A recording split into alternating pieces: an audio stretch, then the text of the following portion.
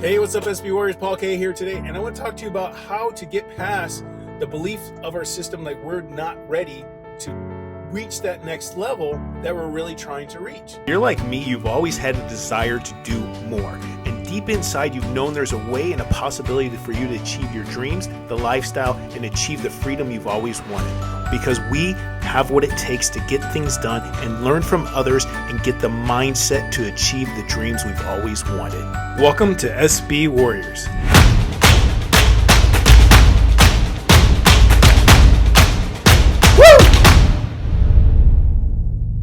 So I want to start off with a story because I think this encapsulates exactly what I'm trying to say. I was on set. I was doing I happened to be working, and I was doing a video. And in this video, yes, it was PG and all this other stuff. It was with a well-known talent. And for some reason that day, someone asked me this today, so I'm going to kind of touch on it.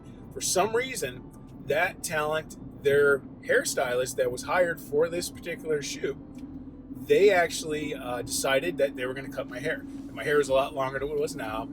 So it was kind of like this cool, funky thing, whatever. Some people may be like, oh, you look weird, whatever. But it was what was going on. And I was doing that, I was doing the shoot, and they hired me because I had funky hair. Well, the stylist actually decided, he's like, well, you know what? I kind of see that you have these split ends or something like that. I was just kind of cleaning up your hair.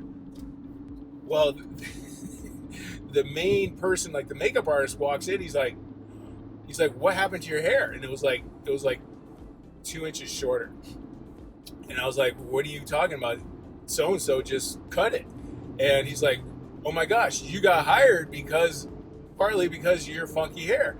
And I was like, and I was scared I was gonna get fired. And this is gonna be about a $3,000 job. Not hugely paid, or maybe $5,000 at the most. But when you're working and every job is where you make your money, like that's a lot of money. You're like, oh, I need the money. And so all of a sudden I go from like, ooh, cool, I'm working on set, I'm doing this gig, to holy cow, I don't know if I'm gonna have a job in the next 20 minutes. So I'm doing everything I can. I'm crazy this, trying to make my hair look back to normal, make it look as like the way it did when I first got hired, and I'm really sweating it. And then so finally they look me over and they go, okay, we'll make it work. And so I go on set, and the talent hasn't seen the change. And I'm supposed to be like involved with this person, like kind of like I am like a love interest or something like that. And I'm supposed to be into this person where we're like, kind of hanging out, and nothing crazy intimate. It was all PG. But in my mind, not only was this person a name celebrity, but this person was potentially going to fire me. So in my head, I was like, not only am I dealing with the issue of like, here I am, a nobody, well, I'm a person, but a no-name person, interacting with a celebrity. And while I'm interacting with this celebrity, I'm still fear that this person's going to fire me or not like something.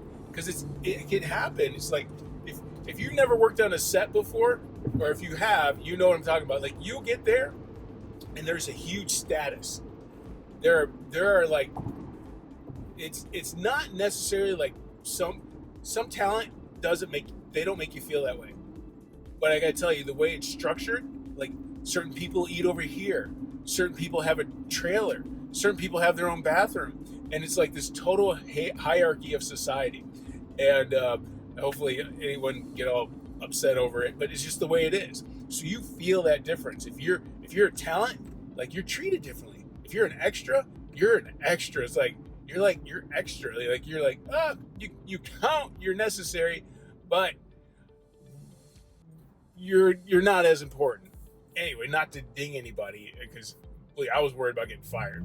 So I'm going through this, and I'm interacting with this person, and it was like the temperature in the room was freezing, like literally freezing. Like people wearing jackets in between cuts. That's how cold it was. And I remember this very clearly. All of a sudden they're like, okay, hey, you, Paul, go sit next to this person and we want you to sit next, kind of cuddle, and then we want you to kiss.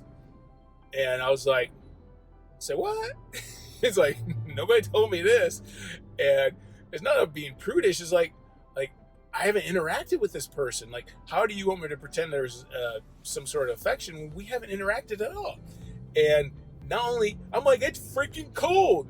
I'm like, have you ever kissed somebody when it's 50 degrees and you're wearing a t-shirt? Or, well, okay, it's 50 for cold.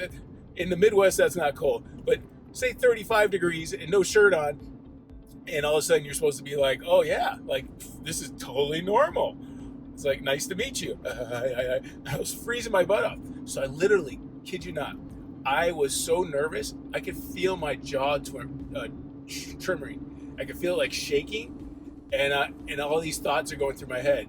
And I wasn't even focused on the person that I'm supposed to be like having this relationship with, because I had all this drama in my head. But guess what? It was in my head. It wasn't in anybody else's head. It was in mine. So I'm sure the director's like, whoa, what the flip's wrong with this guy? It's not what he did in the audition or whatever it was. And the actress was probably like, he's a little uptight. Like, I don't know what it is. I was uptight. I had all these freaking things going on with my head. You would be too. But the reason why I tell you this story that's a little embarrassing, and I haven't talked about it ever, is because I think we all do that when it comes to our thing in business. So when we talk about our thing in business, it's like we are at a stage of our business, and I believe that we naturally know what level we want to be at. And somehow, somewhere in our body, we say we're not ready.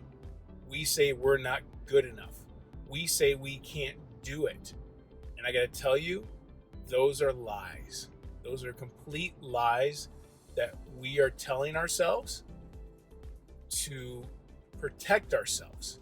And you think about it, our body is meant for fight, flight, gather food, and like we're always looking for danger.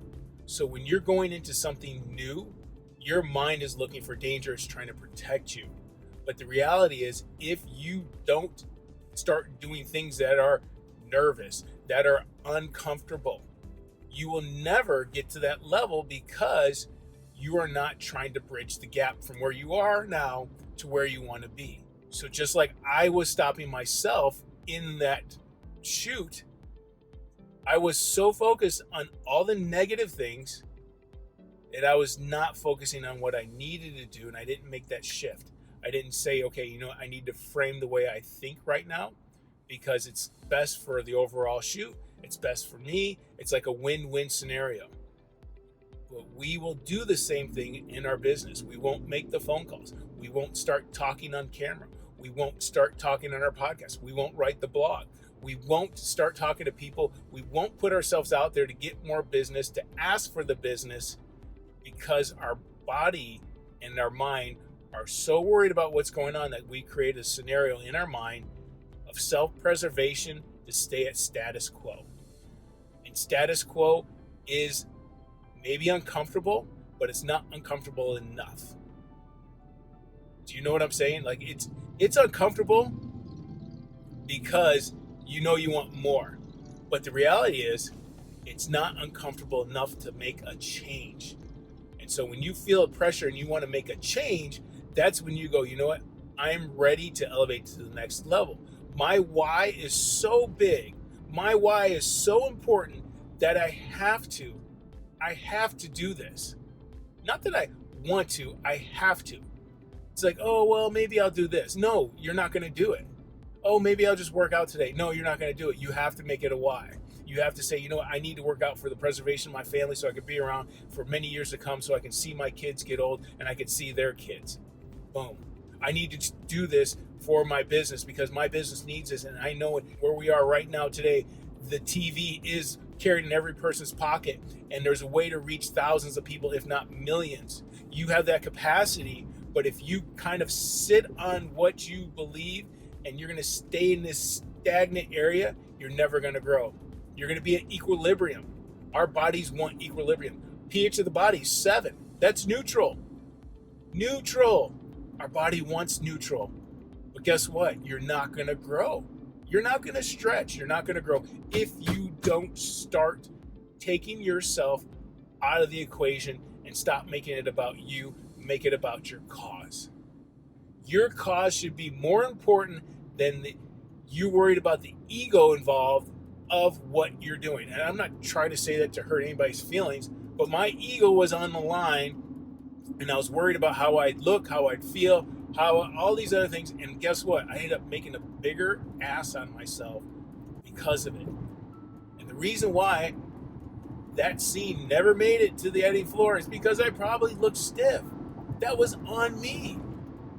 So, my goal for all of us is to understand, to grow, we must be willing to grow. Not just say it, not just study course, but take steps. You can't say I'm going to travel from A to B, but I'm not willing to put in the work. Not work of getting tied down with things, like the real work. Putting your offer out there. Putting in the things that you need to do. Create your lead magnet. Get off your ass and do it. And if you don't believe in yourself enough, then remember why the heck you're doing this in the first place. Because I guarantee you, what you do makes a difference in other people's lives. And if you're too selfish to see that, you're never going to do anything else. It's not about you. My wife is notorious for saying that. Hey, it's not about you. And I'm like, it's not. It's not about me. It's about you. It's about you and the talent that God has given you to go ahead and make a change in your sphere. I guarantee you, I tell you all the time, it's not, you don't know what impact you're making in people's lives until somebody writes you a letter and says thank you. Hey SB Warriors, thanks for listening to today's podcast. If you like more help to grow your business, you're going to want to participate in the 21-day business challenge, where we're going to show you how to use video advertising to grow your business in your area for your niche and help you get more customers and outreach than television. This is an amazing opportunity. We're going to do it in 21 days, and we'll take you through a complete process that will absolutely blow your mind. Also, if you like today's show, we ask that you leave feedback review on iTunes so we can help grow the show to other business owners just like you.